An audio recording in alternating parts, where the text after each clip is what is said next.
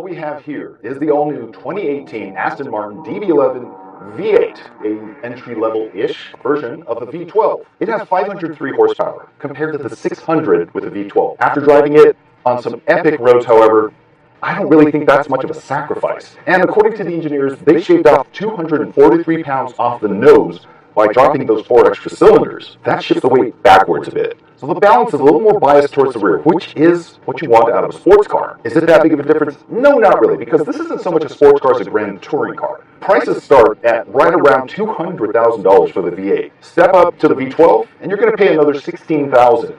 But they cautioned me that the average transaction price is more like $250,000. So I've had a slightly complicated relationship with Aston Martins in the past. Don't get me wrong.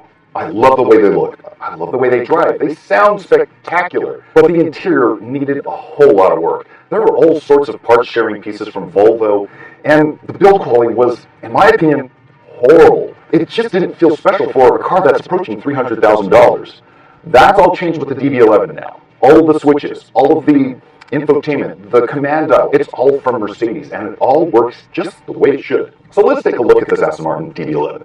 Up front, we have the typical Aston Martin grille. That's a signature piece. It's instantly recognizable. These wonderful segmented LED headlights, all the surfacing on the hood is absolutely gorgeous. It's classy. It's not trying too hard. This piece right here, this little accent that cuts into the wheel well, I think is brilliant.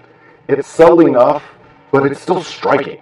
Down here in the rocker panel, there's a nice cutaway as well. Shaves some of that visual weight off, and it gives it this nice side sill that kind of juts out like a race car. It's got these nice, broad, sweeping hips back here and signature Aston Martin taillights as well. So along the side here, you see it's really nice and clean and flush. There's no protruding door handle.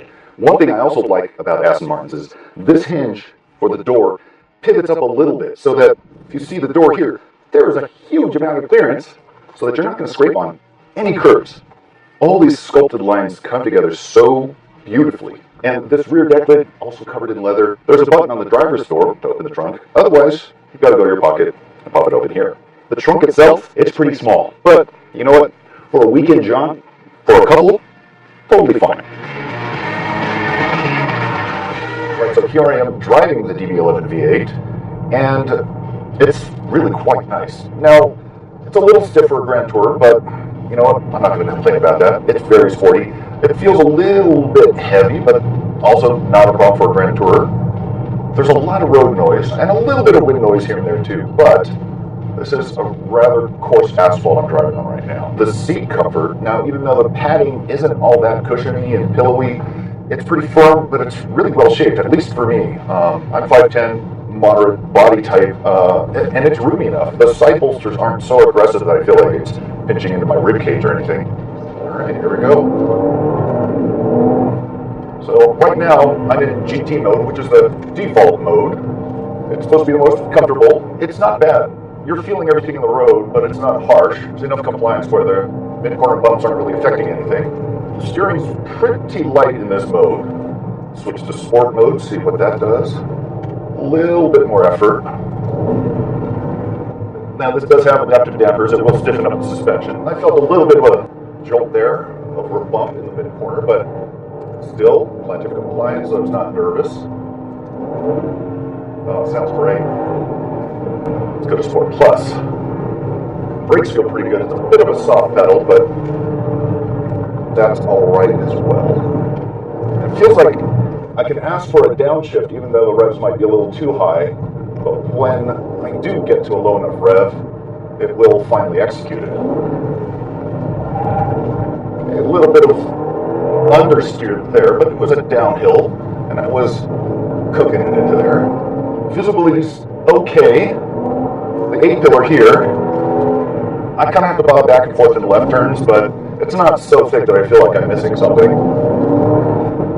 Out the rear, it's pretty bad, especially right now with the lighting hitting that rear deck. It's just kind of washed out in the sunlight. The mirrors are set out pretty far, and you have a really good view outward, at least. The V8 has 500 horsepower. That's 97 less than the V12, but it's about $16,000 less than the V12. So, having not driven the V12 yet, I'd be just fine with the V8. The sound system in this is the Bang & Olufsen system, and it sounds amazing. I also like what they've done with the instrument panel. It's a full virtual panel, and it gives you all the pertinent information. It's really easy to read at a glance. Everything else, these buttons fall right to hand, just the way I like. They do have one of these push-button transmission selectors. I'm not that big a fan of it, but at least it's very clearly marked, and they are really nice kind of glass buttons. Same with the engine start-stop button. The leatherwork in here is fantastic. Every surface is impeccable. The stitching's perfect everywhere you look. The headliner has the same pattern that's in the seats. It looks almost like a really nice, expensive wingtip shoe with these little holes and stitching done through it. They don't have traditional physical buttons for some of the center stack stuff. They're the kind of glassy, flat, capacitive touch things. That I'm not a big fan of because you still have to look down to operate them. It's not as tactile where you just kind of run your finger across and know where it is. But that said, with the automatic climate control, pretty much just set it one time, you never have to touch it again. It takes. Love this car. So that's pretty much it for the drive. I got to put a lot of miles on the DB11 V8, and I have to say, I love it. It's worth the $200,000 price tag? Well, if you're considering a car that expensive, yes. Even against its competition, which is really stiff, and we're talking about the Audi R8, Porsche Turbo, and the high end there, it does really well against it. It may not be the fastest, it may not be the most convenient, it may not be the most comfortable even, but I think it's the prettiest. So there's my verdict. I love it. For more information on the DB11 as well as its competition, head over to Edmunds.com. If you want to see more videos like this, hit subscribe.